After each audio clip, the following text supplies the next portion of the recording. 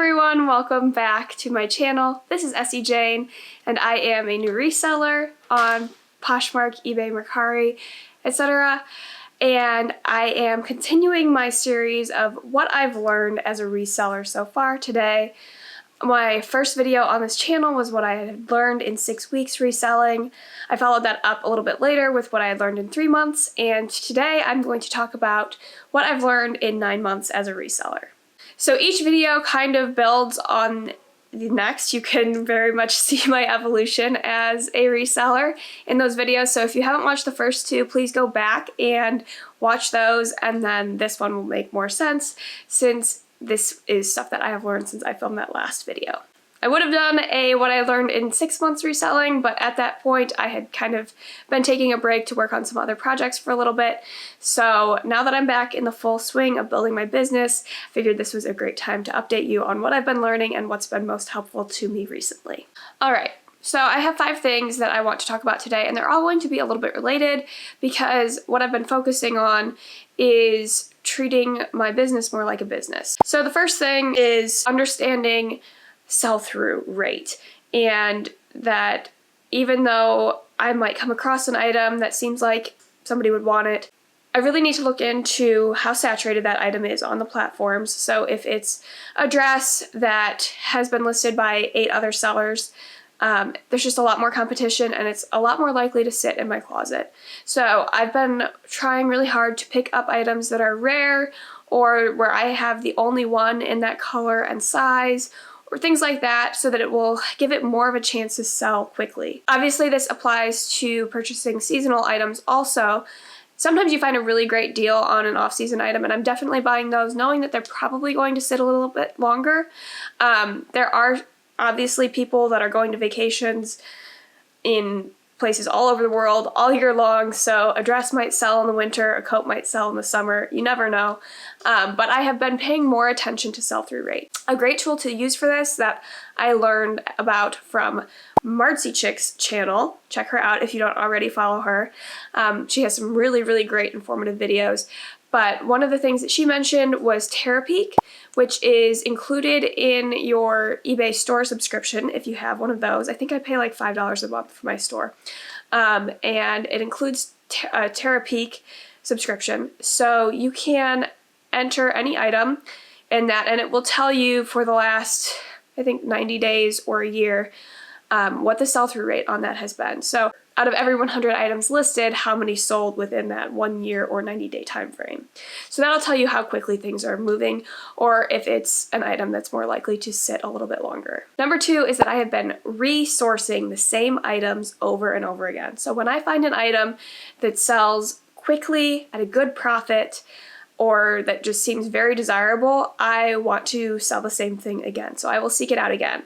And obviously this takes a little bit of time to find those styles, especially if you're sourcing in person most of the time. It's unlikely that you're going to come across the same great item multiple times over. But if you do find something great at your thrift store and it sells really well for you, seek it out online. Check Poshmark, eBay, Mercari, ThredUp, and see if you can find that again to try to sell it again. The other great thing about doing this is that you can copy your listing from before, so any stock photos you already had, any description you already had, you don't have to put all that work into it again. You can reuse those and just update with new product photos and obviously condition description and things like that. So that's been a big time saver, and it's been really fun to just repeatedly sell the same item. There have been a few of these lately that I've really enjoyed. There's like a specific cut and wash of jeans that I found sells really well for me, so I've been sourcing them over and over again.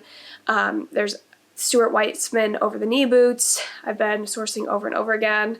Yeah, a few different styles like that. Find what works for you. It's going to be different for everybody, but once you kind of hit on a style or two that works for you really well, seek it out and just repeat the process over and over again, and that's consistent income for your business. The third thing, I think I mentioned this a few videos ago, is that I have set a goal for profit per item, and I calculate backwards from there when I'm sourcing. So my goal is that I will make at least a $40 profit on every item I source. So when I am looking at things at the store or online, I calculate backwards to see if I list it and sell it at this price that seems reasonable, will I make the profit that I want? And sometimes it's an item that I'm really excited about, but it's just not hitting those numbers. I think in my last video, I talked about how Suzanne is a brand I really love sourcing. Their pieces are beautiful, their stock photos are gorgeous, and it's one of the first brands that I started sourcing online, but I can get sucked in so easily to buying items that are just not going to hit that profit. So, quick rule of thumb for me is if I want to make a $40 profit, I know that an item that I sell for $100, I have to buy for less than $40. An item that I sell for $125, I have to buy for less than $60, and so on. So that I kind of keep in the back of my head as I'm sourcing. If I come across a Suzanne piece that I'm like, okay, this will sell for $125, then I have a budget for what I can spend on it. So if I'm sourcing online, I'll send an offer that will get me under that $60 threshold so that I can make the $40 flip. Side note, speaking of Suzanne, this is actually a dress that's listed in my closet right now. It has this like metallic threading through it, so it'd be really cute for the holidays. So if you like it, go check it out. It is listed on my Poshmark, eBay, Mercari, everywhere. Number 4 kind of ties into number 3, and that's just not letting emotions decide what I source or how I feel about my sales. Setting that $40 goal per item has been so helpful to me because there are items that maybe sell for a little bit less than I was originally hoping they would, but I still hit that $40 profit. So I really have nothing to be upset about. I hit my goal, I can move on to the next item. Or maybe I fall in love with a piece that I really want to buy, but it's not going to make me that profit, and so I need to just cut emotions out of that and let that goal set the tone. So that's really helped me in a lot of different ways. If you watch my video about the emotional roller coaster of reselling, I talk about this too. Having a goal set just really helps take all of that like up and down energy out of this whole thing. So I know for the first several months I was reselling, I didn't really know what made a good sale. Like I was watching all these other resellers on YouTube and Instagram, and some really successful ones said what their goals were, and I was like, okay, that'll be my goal. But I had all of these different voices in my head. So if one reseller said, I aim to make a $15 profit per item, I was like, okay. But then another one would say, I hope to double my money with every sale. I was like, okay, I have to at least make a $15 profit or double my money. So what if I spend $40 on an item and only make a $15 profit? Is that a good sale? Is it not? I don't know how to feel about it. Anyway, I needed to set my own goal, and setting that $40 profit per item goal has just made everything feel much less emotional. So whatever that is for you, set it, work towards only sourcing items that are going to get you there. Don't feel bad about the things that you've already sourced that might not hit that number. Just get them out of your closet and replace them with items that are going to help you hit your goal. And the last thing I want to talk about is what I'm really hoping to move into going into 2023. And that is treating this more like a business than a hobby. And I definitely got started with reselling probably like most people because it was fun. Shopping is fun. Realizing that you can sell things you find for more than you bought them for is fun. And I think I've really fallen into treating this like a hobby and not analyzing the data in my business as much as I should. The other part of that is that when you're getting started, you don't have a lot of your own data to analyze. You kind of have to build that up. You have to gain some experience. You have to see what are you able to source in person around you.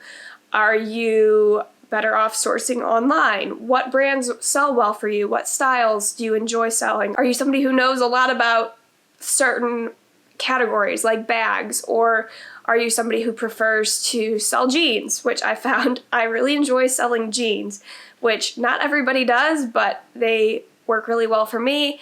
I've kind of narrowed in on what sells well, and so I have that data from the last 9 months to use to make decisions moving forward. I would say this first 9 months to a year of reselling has been collecting data, and I think that's okay. But going into my second year of reselling, I really want to run this like a business. So moving forward, I want to be budgeting my time. I want to track how long each part of this business takes me and what I'm actually paying myself based on my profits. I want to budget what I'm sourcing. So having a sourcing budget for every month, knowing my average cost per item, meaning I know how many items I need to source in a month. I know how much I can spend on each item on average. I know how many items sell per month and how many items I need to replace to keep my store in a certain size. So one thing I've been working on is getting my store to 150 items active. And then I really don't want to grow beyond that. I can't see myself maintaining anything bigger than that size of a store closet. So now that I've reached that goal of having 150 active items in my closet, I really want to just replace what sells. So if I'm selling 2 items a day, I need to be listing 2 items a day. So that those numbers are really going to help me budget what I need to be sourcing, what I need to be selling to be hitting all the goals I want to hit. A lot of this comes from concepts and aha moments I had from doing a business consultation with Issa Diaz at the Global Collective Co. She just released her course, which I've heard is absolutely amazing. So that's another thing I plan to do moving forward, is to take that course, and I'm sure that that will guide me into following through on this goal of running this like a business and not a hobby, because that's what she's all about and super good at. So stay tuned. Hopefully in 3 months or so, I will be back here with my recap of what I've learned in a year reselling. I can't believe that we're already getting close to that. But in the meantime, I hope this video is helpful for you. If you've had any revelations or aha moments in your business in the last few months, post them in the comments below. While you're down there, like this video if you enjoyed watching it. Subscribe if you haven't already. I will be back soon talking about all of the platforms for buying and selling online and the pros and cons of all of them. Thanks again for watching. Have a great weekend, and I'll see you back here soon.